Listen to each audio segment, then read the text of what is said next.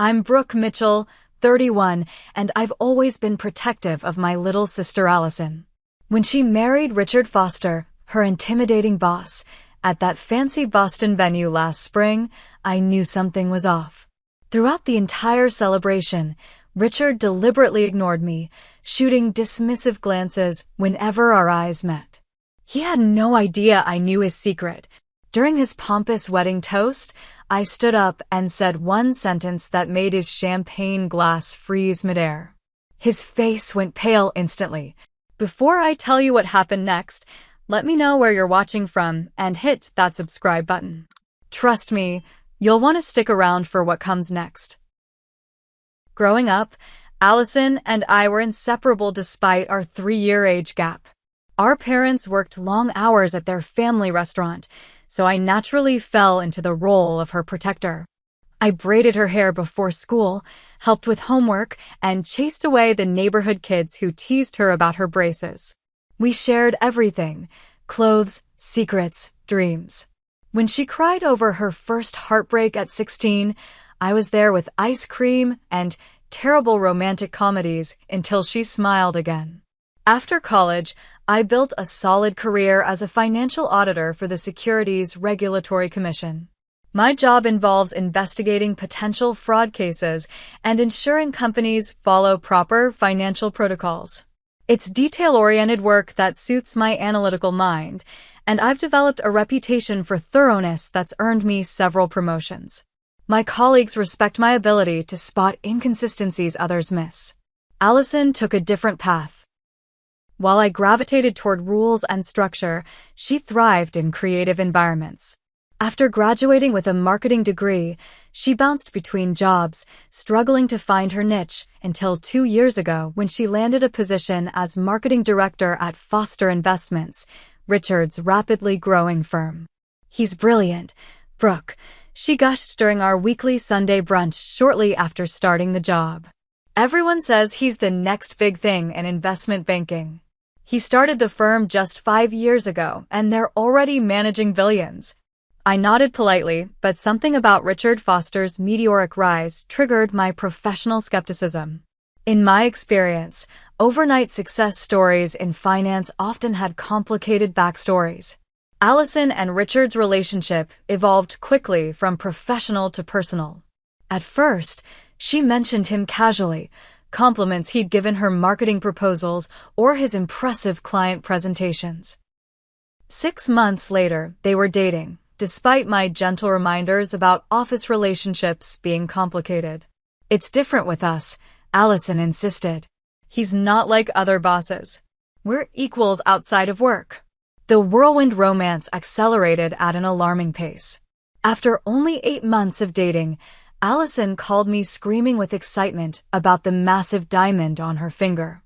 Richard had proposed during a weekend trip to his family's estate in the Hamptons. "Don't you think this is moving a little fast?" I asked carefully, twisting the straw in my iced tea as we sat at our favorite cafe the following weekend. "When you know," she replied, her eyes bright with a happiness I hadn't seen since before our parents passed away. Richard is everything I've ever wanted. Successful, thoughtful, ambitious. I tried to be supportive, truly. But something about Richard made me uneasy whenever we met at family gatherings.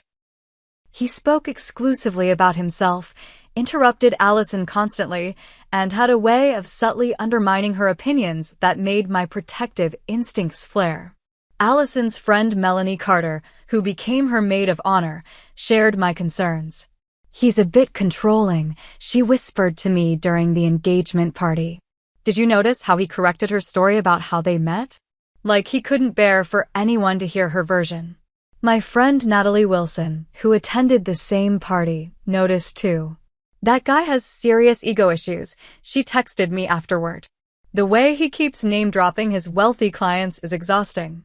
The situation became more complicated when I ran into Jason Thompson, my ex-boyfriend from college, at Allison's engagement dinner. I nearly dropped my champagne glass when I saw him. "What are you doing here?" I asked, genuinely confused. "I work for Richard now," Jason explained, looking uncomfortable. Investment Analysis Division. I've been there about 6 months. That was the first I'd heard of Jason working for my future brother-in-law, despite my regular conversations with Allison. When I mentioned this to her later, she seemed surprised. "Oh, I thought you knew. Richard hired him from Goldman Sachs. He says Jason is one of his best analysts. The pieces weren't fitting together. Jason had always worked in regulatory compliance, not investment analysis." His presence at Richard's firm raised new questions, but Allison was too caught up in wedding planning to notice my growing concerns. 2 months before the wedding, I tried one last time to voice my reservations. "Are you absolutely sure about Richard?" I asked Allison during a dress fitting. "Something about him just doesn't seem right." Her face hardened. "Just because you analyze fraud for a living doesn't mean everyone has something to hide, Brooke. You've never even given Richard a chance." "He makes me happy. Isn't that enough?" I backed off immediately, recognizing the hurt in her voice. Perhaps I was being overprotective, letting my professional paranoia seep into my personal life. For Allison's sake, I decided to try harder with Richard. She deserved my support, not my suspicion. As the wedding approached, I made genuine efforts to connect with Richard. I attended every pre-wedding event with an open mind, determined to see what Allison saw in him. At the engagement brunch hosted by Richard's parents, I approached him with a warm smile. "I'd love to hear more about how you started your firm," I said, offering an olive branch. "Allison says your growth has been impressive." Richard glanced at me while swirling his mimosa. "It's pretty complicated stuff. Not sure it would make sense unless you're in high-level finance." "I'm a financial auditor," I reminded him. "I might follow better than you think." "Right, for the government," he replied with a dismissive chuckle. "Bit different from what we do in the real world of finance." Throughout the remaining engagement parties, this pattern continued. Richard would acknowledge me briefly before finding reasons to speak with someone else. When conversations turned to my career, he'd make subtle digs about government inefficiency or regulatory overreach. At a family dinner 6 weeks before the wedding, he referred to my agency as the hall monitors of Wall Street, while his business friends laughed. Allison either didn't notice these interactions or chose to ignore them. When I brought them up, she'd sigh. "He's just stressed about work, Brooke. The firm is going through a big expansion phase." The rehearsal dinner proved particularly tense. Held at an exclusive Boston restaurant overlooking the harbor, the evening should have been perfect. I was seated at the family table but noticed Richard had placed me at the opposite end from him and Allison. When I stood to give my toast as Allison's only sister, Richard checked his watch 3 times during my 5-minute speech. Later that evening, I excused myself to the restroom and accidentally overheard Richard speaking with his business partner, Thomas Anderson, in a quiet hallway near the bar. "Allison's sister is becoming a problem," Richard said in a low voice. "She keeps asking questions about the firm." "Is she suspicious?" Thomas asked, sounding concerned. "She's a nobody government auditor," Richard replied dismissively. "But she's nosy. After tomorrow, I'll make sure Allison sees less of her." I froze, pressed against the wall, my heart pounding. The conversation confirmed my worst fears about Richard's character, but also triggered professional alarm bells. Why would he be concerned about my questions unless there was something to hide? The next morning, while helping Allison with wedding preparations, I received an email from my colleague Derek at the commission. It was flagged urgent.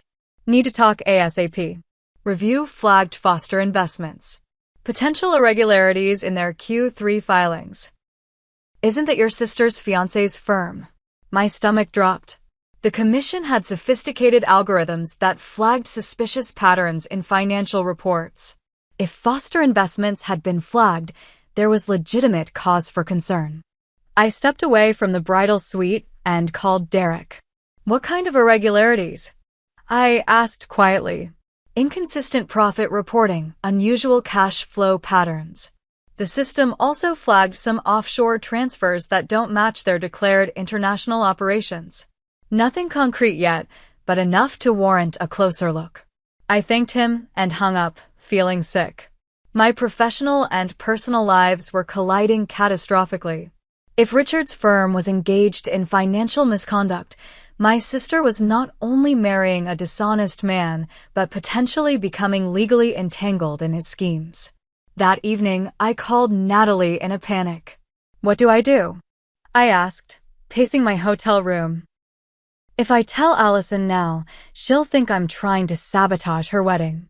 If I don't, and there really is fraud happening. Do you have actual proof of wrongdoing?" Natalie asked practically. "No, just suspicious patterns and the system flags," I admitted. "The investigation hasn't officially launched yet." "Then maybe wait," she advised cautiously. "Don't ruin what should be the happiest day of her life based on suspicions. But keep your eyes open." I agreed reluctantly. Without concrete evidence, accusing Richard would only alienate Allison. I decided to keep silent, hoping desperately that my professional paranoia was overreacting and the flags in the system would prove to be innocent anomalies. As I fell into an uneasy sleep that night, I couldn't shake the feeling that tomorrow's celebration would bring more than just a wedding. The morning of the wedding dawned with picture-perfect weather. Sunlight streamed through the stained glass windows of the bridal suite as makeup artists and hairstylists transformed Allison into a vision in white. Her happiness was radiant, infectious, making my concerns feel distant and abstract as we prepared. "You look stunning," I told her truthfully, blinking back tears when she emerged in her gown. The fitted bodice gave way to a flowing skirt adorned with hand-sewn pearls, elegant and timeless, just like Allison. "You think Richard will like it?" she asked, suddenly vulnerable despite her beauty. "He'd be a fool not to be completely breathless," I assured her, pushing away my doubts for her sake. The idyllic mood shattered when Richard's mother, Eleanor Foster, swept into the bridal suite. Eleanor was a formidable woman, tall, immaculately dressed in designer clothes, with perfectly coiffed silver hair and calculating eyes that missed nothing. "Allison, darling, you look acceptable," she said, surveying my sister critically. "Though I still think the Vera Wang would have photographed better for Vogue." Then her gaze landed on me, and her polite smile thinned. "Brooke, that bridesmaid dress is interesting on your figure." I bit my tongue, reminding myself this was Allison's day. "Thank you for the beautiful venue, Eleanor." "It's gorgeous." "Yes, well, when Richard said he wanted a small wedding, I had to intervene. Fosters don't do small anything." She looked around the room dismissively. "Where are the mimosas? A wedding without proper champagne is hardly civilized." As the bridal party assembled for photos before the ceremony, Richard arrived for the couple's first look. He was undeniably handsome in his tailored tuxedo, his confidence magnetic as he embraced his groomsmen. When he turned and saw Allison, his reaction seemed genuine, his eyes widening, voice catching as he told her she was beautiful. Yet during the family photos that followed, I noticed a pattern. Richard subtly maneuvered me to the edges of every group shot, sometimes whispering directions to the photographer that relocated me behind taller family members. In several key photos, I was positioned so far from Allison that we weren't even in the same frame. "Could we get one with just me and my sister?" I requested during a break. The photographer looked to Richard, who checked his watch. "We're running behind schedule. Maybe during the reception." That photo never happened. The ceremony itself was breathtaking. Vaulted ceilings adorned with hanging floral arrangements, string quartet playing softly, hundreds of candles illuminating the historic church. Watching Allison walk down the aisle on our uncle's arm, I felt a complex mixture of love, pride, and apprehension. After the vows were exchanged and the newlyweds processed out, we moved to the reception at the Grand Wellington Hotel. The ballroom had been transformed into a romantic wonderland with crystal chandeliers, white orchids cascading from ceiling installations, and tables draped in silk. As I entered the cocktail hour, I searched for my place card at the family table. After several confused minutes, a coordinator directed me to a table near the kitchen entrance, clearly not with family and bridal party as tradition dictated for the bride's only sister. There must be a mistake, I said, showing her my title in the program, Sister of the Bride. The seating chart was finalized by Mr. Foster himself this morning. She replied apologetically. I'm not authorized to make changes. I retreated to the bar, fighting back angry tears when a familiar voice spoke behind me. They did you dirty with that table assignment. I turned to find Jason, looking uncomfortable in his groomsman attire. Jason, hi. Enjoying the party? I forced a smile, not wanting to discuss the seating drama. Listen, Brooke, he said, lowering his voice. I need to talk to you. It's about Richard's firm. My professional instincts immediately sharpened. What about it? Not here, he murmured, glancing around nervously. Meet me on the terrace in 20 minutes? I nodded, suddenly forgetting about seating charts and photo placement. 20 minutes later, I slipped onto the terrace, finding Jason in a shadowy corner away from other guests.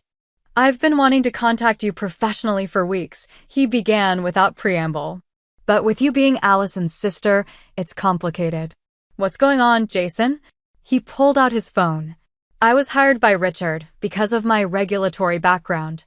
I think he wanted someone who could help skirt reporting requirements without technically breaking laws. But what I've found goes way beyond gray areas. He showed me a series of spreadsheets and documents. Even in the dim lighting, I could see what had alarmed him: evidence of systematic misrepresentation of assets, fabricated performance reports, and troubling international money transfers. This looks like textbook securities fraud, I whispered, my professional training kicking in. And possibly money laundering through these Cayman accounts. That's what I thought. I've been documenting everything discreetly. Richard suspects nothing. He thinks I'm completely loyal. Why are you showing me this now at their wedding? Jason's expression grew serious. Because they're leaving for a 2-week honeymoon tomorrow, and Richard mentioned cleaning house while they're away. I think he's planning to destroy evidence. As I tried to process this information, I noticed several wedding guests watching our intense conversation with curiosity. I recognized Richard's business associates, looking at us with suspicion. I should get back inside, I said quietly. Send me these files securely. I'll make sure they reach the right people at the commission. Just as Jason agreed, I spotted Richard across the terrace, his eyes narrowing as he took in our private conversation. He whispered something to Thomas, who immediately started walking in our direction. I quickly rejoined the reception, my mind racing. The professional implications were clear. I had an ethical obligation to report what Jason had shown me. But the personal consequences would be devastating. Allison would be humiliated, heartbroken, and possibly implicated if she had unknowingly participated in any of Richard's business dealings. For the first time that day, I questioned whether staying silent had been the right choice. Perhaps ruining the wedding would have been kinder than allowing Allison to bind herself legally to a fraud. The reception reached its full swing as twilight deepened outside the grand ballroom's windows. Crystal chandeliers cast a warm glow over ice sculptures, towering floral arrangements, and a string quartet playing softly in the corner. Despite being relegated to a distant table, I made my way toward Allison, determined to at least congratulate her properly. She looked radiant, greeting guests with Richard by her side. Her eyes lit up when she saw me approaching. "Brooke, isn't everything magical?" she exclaimed, pulling me into a quick hug. "I can't believe we pulled it off." "Everything is beautiful," I agreed, genuinely happy to see her joy. "You're the most gorgeous bride I've ever seen." Richard cleared his throat. "Darling, your father's old business partner is waiting to speak with us." He nodded curtly in my direction, not bothering with a greeting before steering Allison away. Throughout dinner, Richard made a point of publicly acknowledging everyone in Allison's life, thanking our elderly aunt for her special wedding quilt, recognizing our uncle who had walked Allison down the aisle in our father's absence, even mentioning Allison's childhood piano teacher who had sent a congratulatory letter. Everyone except me, her only sister, her closest family. Is something going on between you and Richard? Asked Mrs. Henderson, our mother's best friend, who was seated at my isolation table. I would have expected you to be sitting with the family. I forced a smile. Just a mix-up with the seating arrangements. She replied, clearly unconvinced. Seems odd. Your parents would have wanted you right beside Allison today. The mention of our parents sent a pang through my chest. They would have seen through Richard immediately. My father, with his straightforward business ethics, would have investigated Richard thoroughly before allowing the relationship to progress. My mother would have noticed how he subtly controlled Allison's movements, choices, and social interactions. After dinner, I finally managed to approach Allison alone while Richard was speaking with some investors. Her cheeks were flushed from champagne and dancing, her eyes bright. Hey sis, I said warmly. Having the time of your life? Absolutely. Though I've barely had a chance to eat anything, she laughed. Listen, I wanted to ask you something. Before she could continue, Richard materialized beside her. He looked me up and down with a dismissive smirk that made my skin crawl. Allison, darling, the Andersons are leaving. We need to say goodbye, he interrupted, as if I weren't mid-conversation. Oh, I was just talking to Brooke about. The Andersons manage over $50 million with us, Richard cut in. They can't leave without a proper goodbye from both of us. As he led Allison away, I caught the apologetic glance she threw over her shoulder. It was a familiar expression, the same look she'd given me repeatedly over the past year whenever Richard interrupted, dismissed, or spoke over me. I retreated to the bar, where Melanie found me nursing a gin and tonic. This is messed up, she said bluntly. Everyone's noticed how he's treating you. Even my boyfriend asked why the bride's sister is sitting near the kitchen instead of at the head table. I don't want to cause a scene, I replied, watching Richard holding court across the room. This is Allison's day. Is it, though? Melanie asked pointedly. Because from where I'm standing, this looks like Richard's show and Allison is just his co-star. Before I could respond, Allison waved us over to join a group conversation with some of Richard's colleagues. I approached cautiously, aware of Richard's eyes tracking my movement. So as I was saying, I heard Richard explaining to the group, the new tax structures actually benefit certain investment strategies if you know how to structure the holdings properly. That sounds fascinating, I said, genuinely interested in the financial discussion. At the commission, we've been seeing a lot of creative interpretations of those regulations.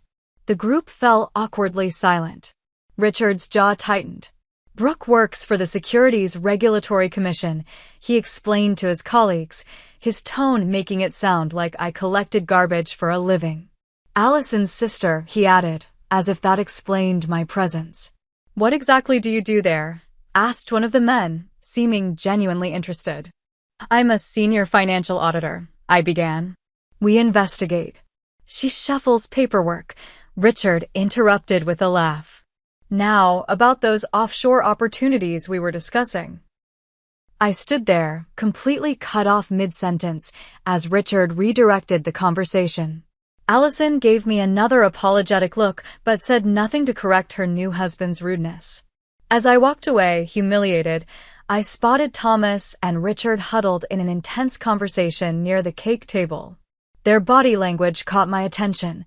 The furtive glances, Richard's aggressive gesturing, Thomas's nervous head-shaking. I circled around, pretending to admire a flower arrangement while straining to hear their exchange. Has to be handled tonight, Richard was saying firmly. I don't care what it takes. It's your wedding night, Thomas protested. Surely it can wait until.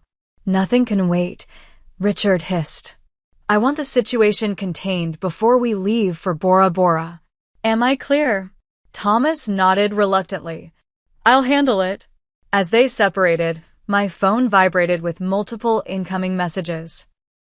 I slipped into a quiet hallway to check, finding urgent texts from Derek at the office. Emergency meeting called for tomorrow morning. Foster Investments investigation officially greenlit. Direct evidence of fraud received. Are you involved with this case? My heart raced.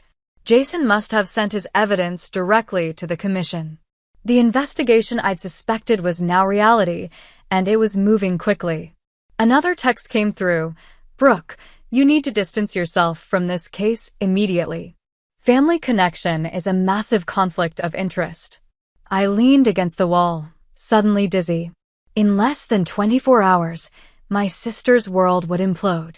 Her new husband would likely face criminal charges, their assets would be frozen, and the media would turn their fairy tale wedding into a public scandal. When I returned to the reception, the DJ was announcing dinner was complete and the formal toasts would begin.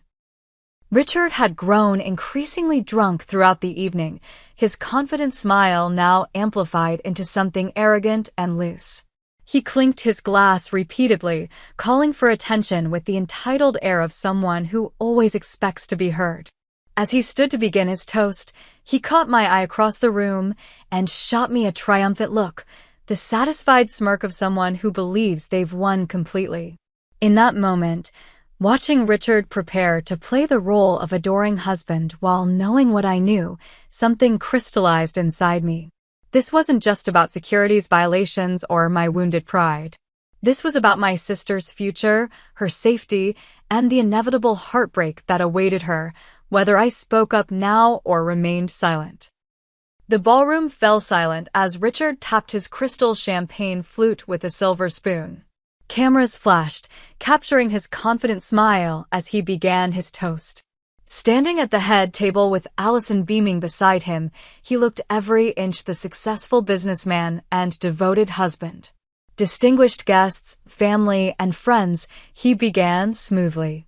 Today has been nothing short of magical, watching my beautiful bride walk down the aisle toward our future together. His practiced charm worked its magic on the crowd as he continued with flowery sentiments about love and partnership. I watched Allison's face, noting how she gazed up at him adoringly, completely unaware of the house of cards they stood upon. I want to take a moment to thank those who made this day special, Richard continued. To Eleanor and Richard Sr., thank you for raising me with ambition and vision. To Thomas, my best man and business partner, we've achieved the impossible together. He proceeded to thank Allison's uncle for walking her down the aisle, her cousins for their support after her parents' passing, and even Melanie for being such a dedicated maid of honor and friend to my wife. The deliberate omission of my name hung in the air. Several guests glanced uncomfortably in my direction, recognizing the slight. Allison's smile faltered slightly, but she remained silent beside her new husband. And of course, Richard continued, his voice taking on a subtly different tone, I must acknowledge how fortunate Allison has been to find success with our company, proving that talent and dedication are always recognized at Foster Investments, regardless of background or connections. The implication was clear to anyone paying attention, that Allison had earned her position through merit, while suggesting others might rely on nepotism or shortcuts. His eyes flicked briefly toward me. Some people, he continued, his voice lowering conspiratorially as if sharing a private joke with the room, spend their lives checking boxes and enforcing petty rules, never understanding what it takes to build something meaningful, to create real value. Scattered nervous laughter rippled through the crowd. Those who knew I worked in financial regulation understood exactly who he was targeting. I sat perfectly still at my distant table, face burning but expression neutral. But enough about small thinking, Richard smirked, raising his glass higher. Today we celebrate ambition realized. Foster Investments continues its unprecedented growth, with expansions into 3 new international markets next quarter and projections that will stun our competitors. My phone vibrated again in my clutch. Another message from Derek. Evidence suggests imminent destruction of documents. Commission seeking emergency warrant. Richard was now making a joke about how Allison had initially resisted his advances, describing her early reluctance in a way that painted her as naive and himself as persistent and ultimately victorious. Something about his characterization made my skin crawl, the subtle positioning of her independence as an obstacle he'd overcome. And I must say, he added with a theatrical wink toward his groomsmen, it's particularly satisfying when the unattainable finally recognizes the inevitable. More uncomfortable laughter. Allison's smile had become fixed, her eyes darting briefly toward me as if seeking reassurance. So while some family members might not approve, Richard continued, his voice hardening slightly as he looked directly at me for the first time all day, perhaps out of jealousy or simply an inability to recognize genuine success when they see it. The room grew awkwardly quiet. The best man, Thomas, shifted uncomfortably beside Richard. Even Eleanor Foster looked surprised by her son's overtly hostile tone. I think we can all agree, Richard plowed on, raising his glass higher, that the sad, single sister working her government job shouldn't worry about those who are clearly thriving beyond her limited understanding of achievement.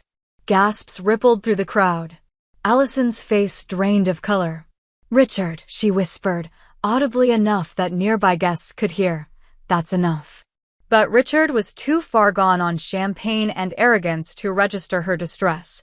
To my beautiful bride, he declared triumphantly, who had the wisdom to align herself with success rather than mediocrity. The moment stretched before me like an eternity. I saw Allison's mortification, Jason's knowing look from across the room, Melanie's outraged expression, and most clearly, Richard's smug certainty that he was untouchable. The weight of the evidence on my phone, the investigation launching tomorrow, and the devastation awaiting my sister regardless of my choice, it all crystallized into perfect clarity. I stood slowly, my chair scraping loudly in the awkward silence that followed Richard's inappropriate toast. Every eye in the ballroom turned toward me. I think everyone should know, I said, my voice steady and clear despite my racing heart, that as of 9 a.m. tomorrow, your firm is being investigated for securities fraud and insider trading, and I have the evidence right here. Richard's champagne glass froze midair. His face, flushed with alcohol and triumph just seconds before, drained to an ashen gray. The confidence in his eyes gave way to naked fear as he registered my words. Complete silence descended over the reception. 200 guests sat motionless, looking between Richard's frozen figure and my calm stance. Allison's hand flew to her mouth, her eyes wide with shock and confusion. You're lying, Richard finally managed, his voice strangled. This is pathetic, Brooke. Trying to ruin our wedding because you're jealous. The Securities Regulatory Commission doesn't launch fraud investigations based on jealousy, I replied evenly. They do it based on evidence. Evidence like falsified performance reports, hidden offshore accounts, and manipulated client funds. Thomas Anderson abruptly sat down, looking ill. Several of Richard's business associates began whispering urgently to each other. Richard? Allison's voice was small, uncertain. What is she talking about? Richard's eyes darted wildly around the room, likely calculating how many of his investors were present, how many potential witnesses were recording this moment on their phones. This is absurd, he attempted, forcing a laugh that sounded hollow and desperate. Brooke has always resented my success. This is a pathetic attempt to undermine me. Is that why Jason Thompson, your own employee, submitted evidence to the commission yesterday? I asked, nodding toward Jason, who stood firmly despite the attention now directed his way. Is that why your partner Thomas looks ready to pass out right now? Because this is all in my imagination. The room erupted into chaotic murmurs. Eleanor Foster rose shakily from her seat, her aristocratic composure crumbling as she looked between her son and the disintegrating celebration. I hadn't planned this moment, hadn't intended to create this public scene. But watching Richard's carefully constructed facade collapse before my eyes, I recognized that sometimes the truth demands to be spoken, regardless of timing or social niceties. Allison stood now too, her wedding gown shimmering under the chandelier lights, as she took a step away from Richard. Tell me this isn't true, she demanded, her voice stronger now. Tell me my sister is wrong. Richard's silence was damning. The elegant reception deteriorated into chaos within minutes. Guests whispered urgently to each other. Phones appeared as people searched for news about Foster investments, and several of Richard's business associates made hasty exits, no doubt rushing to check their investments or contact their lawyers. Richard recovered enough to launch a desperate counterattack. "This is slander," he shouted, pointing at me accusingly. "You're manipulating the situation because you've always been jealous of Allison. You'll be hearing from my attorneys tomorrow." "Richard, please," Allison pleaded, her voice trembling. "Just tell me if it's true." "Of course it's not true," he snapped, but his eyes wouldn't meet hers. "Your sister has always undermined our relationship. This is just her nuclear option." Jason stepped forward, surprising everyone. "I submitted the evidence to the commission myself," he stated clearly. "Performance reports were systematically falsified. Client funds were diverted to offshore accounts. I documented everything." Thomas, who had been frozen in shock, suddenly bolted for the exit.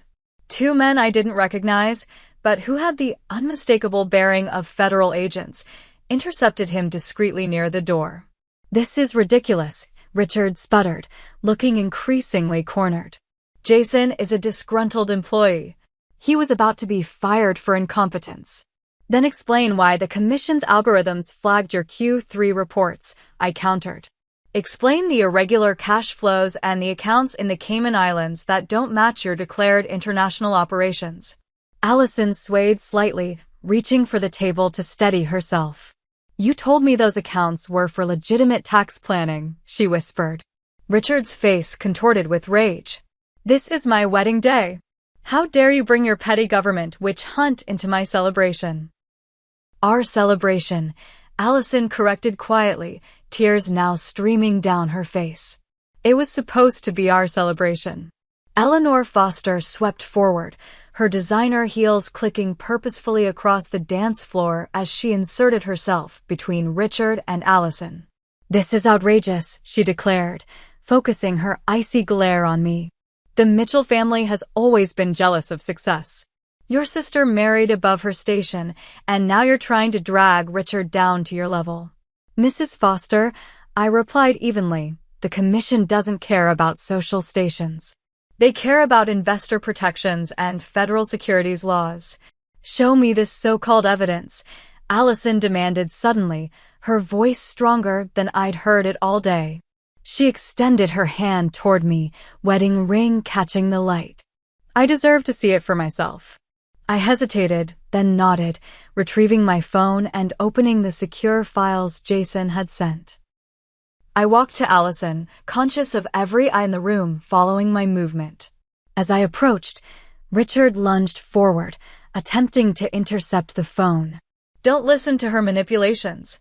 But Allison stepped away from him, creating distance for the first time that day. She took my phone with trembling hands and began scrolling through the documents. Her marketing background hadn't prepared her for complex financial analysis, but even she could understand the highlighted discrepancies, the massive differences between reported and actual numbers, and the incriminating emails from Richard to Thomas discussing how to create the narrative our clients need to see. "These are your emails," she whispered, looking up at Richard. "This is your signature on these wire transfers." "Business is complicated," he blustered. "You're looking at normal operations taken out of context. Is that why you've been telling Thomas to handle the situation tonight?" I asked. "Because everything is above board and normal?" Richard's face contorted. "You were spying on me?" "At my own wedding." "I overheard you," I corrected. "There's a difference." Allison continued scrolling, her expression growing more horrified with each document. "There are clients I know personally on this list," she said, her voice hollow. "People who trusted you with their retirement funds, their children's college savings." Richard's mother attempted damage control, addressing the stunned guests. "A small misunderstanding between family members," she announced with a brittle smile. "Please continue enjoying the celebration while we sort this out privately." But it was far too late for privacy. Several guests were already on their phones, no doubt contacting their financial advisors if they had investments with Foster. Others were clearly recording the unfolding drama. Richard, seeing his carefully constructed world crumbling, made a desperate move toward the exit. "This is absurd. I'm calling my attorney." As he attempted to push past several guests, the doors to the ballroom opened, revealing 3 individuals in suits who I recognized instantly as colleagues from the Commission's Enforcement Division. Derek, my direct supervisor, nodded grimly in my direction before approaching Richard. "Mr. Foster," he stated formally. "I'm Derek Williams from the Securities Regulatory Commission. We need to ask you some questions regarding Foster Investments." "You have no authority here," Richard snarled. "This is my wedding." "We have a warrant," Derek replied calmly, producing an official document. "And we have reason to believe evidence relevant to an ongoing investigation may be destroyed tonight based on communications we've intercepted." Richard looked wildly around the room, perhaps searching for an escape route or ally. His eyes landed on Allison, who stood clutching my phone, her wedding dress now seeming like an elaborate costume in a play that had taken a dark turn. "Allison," he pleaded, suddenly sounding vulnerable for the first time. "You know me. You know I wouldn't do anything illegal. Your sister has manipulated this situation." Allison looked from Richard to me, then back to the phone in her hands. "These documents have your signature, Richard. Your words. Your instructions." Her voice broke. "How could you involve me in this? I've been promoting the firm, bringing in clients who trusted me. Everything I did was for us," he insisted, desperation creeping into his voice. "For our future. The house in the Hamptons, the lifestyle you wanted." "I never wanted any of that if it came from hurting people," she whispered. Eleanor attempted one final intervention, her voice sharp with command. "Richard, say nothing further. We'll call Stanley from legal and sort this misunderstanding out immediately." But the situation had moved beyond her control. Derek and his colleagues were now firmly escorting Richard toward a side exit, away from the cameras and curious guests. "This isn't over," Richard called back, his face contorted with rage. "You'll regret this, Brooke. Both of you will." As Richard disappeared through the door with the Commission's representatives, the remaining guests stood in shocked silence. The string quartet, which had stopped playing during the confrontation, tentatively began a soft melody that seemed jarringly inappropriate for the shattered celebration. Allison handed my phone back, her expression unreadable beneath her smeared makeup and tear-streaked face. "I need to be alone," she whispered, gathering her voluminous skirts and moving quickly toward the bridal suite. I followed her instinctively, ignoring the stares and whispers that trailed in our wake. Eleanor Foster attempted to intercept us, but Melanie smoothly blocked her path, buying us precious seconds to escape the ballroom. In the privacy of the bridal suite, Allison collapsed onto a velvet settee, her wedding gown pooling around her like an elaborate white island. She stared at her diamond ring, twisting it absently on her finger. "Why didn't you tell me sooner?" she asked quietly, the question I had been dreading since this nightmare began. 3 months after what the financial press dubbed the wedding day whistleblower, I sat across from Allison at our favorite cafe. Autumn had transformed the Boston Common outside, painting the trees in fiery oranges and reds.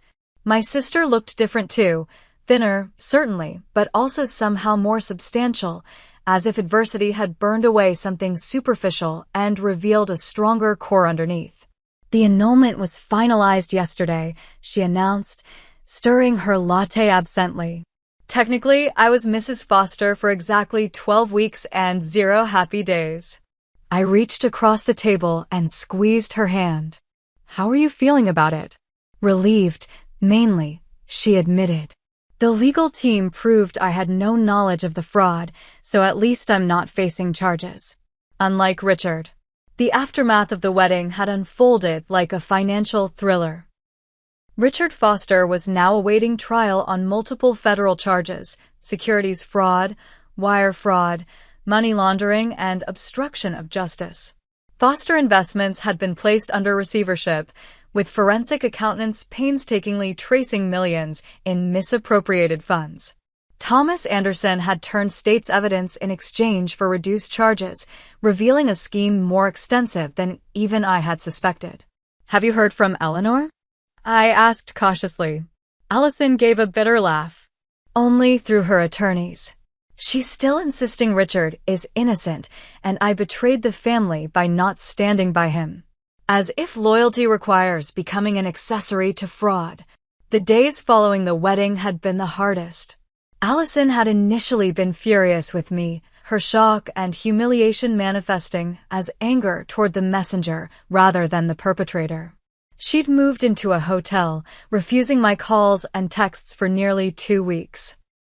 "I couldn't face anyone," she explained later, when she finally agreed to meet. "Every time my phone buzzed, it was another reporter, another client, another friend asking how I could not have known."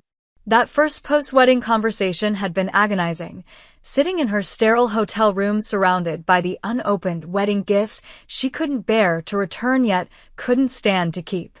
"I trusted him completely," she'd sobbed. "I promoted his firm to my friends, my college roommates, even my thesis advisor. People invested their savings because they trusted me. That's exactly what he counted on," I'd told her gently. "Your credibility. Your connections. Your trustworthiness." Now, 3 months later, the rawness had begun to fade. Allison had cooperated fully with investigators, helping them understand the marketing materials that had been used to attract investors. Her willing assistance had helped cement her status as another victim rather than a co-conspirator. "I'm starting over professionally," she announced, straightening her shoulders. "I've been offered a position with a consumer protection nonprofit, using my marketing skills to help people avoid scams rather than unwittingly promoting them." "That's perfect for you," I said sincerely. "You've always wanted work with meaning." "I would never have had the courage to make such a change before all this," she admitted. "I was too dazzled by the prestige, the paycheck, the lifestyle." Our relationship had been fundamentally altered by the wedding day revelation, but not in the way I had feared. After the initial shock and anger, we had gradually rebuilt something more honest, more equal. The sister dynamic of protector and protected had evolved into a partnership of mutual respect. "I've been thinking about starting my own consulting firm," Allison continued, a new enthusiasm lighting her eyes. "Helping companies align their marketing with ethical business practices. There's actually a huge demand for it after several high-profile fraud cases this year." "That's brilliant," I encouraged. "You understand both sides of it now in a way few people do." "I already have 3 potential clients," she added with a small, proud smile. "Former Foster investors who don't blame me for what happened. They've seen how I've handled the aftermath." "Have you thought about a name for the firm?" I asked. "Mitchell Integrity Consulting," she replied without hesitation. "Using our family name feels right. Dad would approve, don't you think?" The mention of our father brought unexpected tears to my eyes. "He would be incredibly proud of you," I said softly. "Not many people could bounce back from what you've been through with such grace." Allison reached for my hand again. "I've been meaning to thank you properly. What you did took extraordinary courage. You risked our relationship, public humiliation, everything, because it was the right thing to do." "I should have told you my suspicions sooner," I admitted. "Before the wedding. I was trying to protect your happiness." "I wouldn't have believed you then," she said simply. "I was too invested in the fantasy." I needed to see the evidence with my own eyes in that moment to break the spell. As we finished our coffees, Melanie and Natalie joined us, our small support circle that had proved invaluable during the turbulent months. They arrived bearing folders and laptops, ready for what had become our weekly strategy session for Allison's new business venture.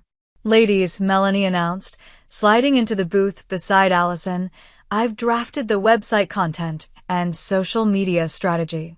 Very tasteful, very rising from the ashes without actually mentioning you-know-who or the wedding that shall not be named. And I've run the numbers on your business plan," Natalie added, opening her laptop. With your expertise and unfortunately high-profile experience, we can position you uniquely in the market. No one else has your credibility on ethics now. I watched my sister absorb their enthusiasm, her posture straightening, her expression brightening. The transformation from heartbroken bride to determined entrepreneur wasn't complete, but the trajectory was clear. You know what still amazes me? Allison said, looking around our small group. That day, in that moment when everything fell apart, it felt like the end of my world. But it was actually the beginning of something more authentic. Sometimes losing something is necessary to gain what truly matters, I reflected. You lost the fantasy but found yourself. Allison nodded thoughtfully. The hardest lesson was learning that sometimes the truth hurts terribly before it heals. I was so angry with you for speaking up, but now I'm grateful every day that you had the courage I lacked. As our impromptu business meeting continued around the cafe table, I felt a profound sense of peace replace the guilt and uncertainty that had plagued me since the wedding. The path of truth is rarely the easiest one, but it's the only one that allows for genuine connection and growth. In the end, what had seemed like a catastrophic ending had become a powerful beginning. Allison wasn't just recovering, she was reinventing herself with newfound strength and purpose. Our relationship, tested by fire, had emerged stronger and more authentic than before. The wedding day revelation that froze Richard mid-toast had shattered illusions, certainly. But from those broken pieces, something far more valuable was being constructed. A life built on truth, integrity, and the courage to stand for what's right, even when it's devastatingly difficult. Have you ever had to speak an uncomfortable truth that risked a relationship? Or have you experienced betrayal from someone you trusted completely? I'd love to hear your stories in the comments below. Sometimes sharing our experiences helps others feel less alone in their struggles. Don't forget to like and subscribe if this story resonated with you, and share with someone who might need to hear that sometimes. Speaking up is the greatest act of love, even when it doesn't feel that way in the moment. Thank you for being here, and remember, integrity may be tested, but it's never wasted.